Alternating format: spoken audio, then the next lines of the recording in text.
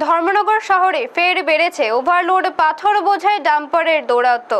প্রশাসনের নির্দেশ ও নজরদারি সত্ত্বেও শহরের ভেতর দিয়ে অবাধে ভারী যান চলাচল করছে বলে অভিযোগ উঠেছে।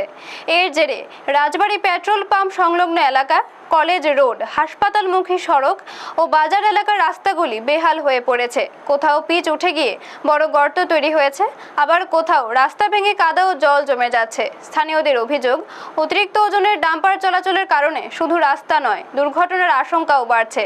মোটর বাইক ও ছোট যানবাহনের চালকরাই সবচেয়ে বেশি সমস্যায় পড়ছেন।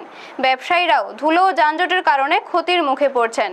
শহরবাসীর দাবি, দ্রুত কঠোর নজরদারি ও কার্যকর পদক্ষেপ না নিলে পরিস্থিতি আরো খারাপ হতে পারে। ব্যুরো রিপোর্ট, নিউজ তৎকাল 24।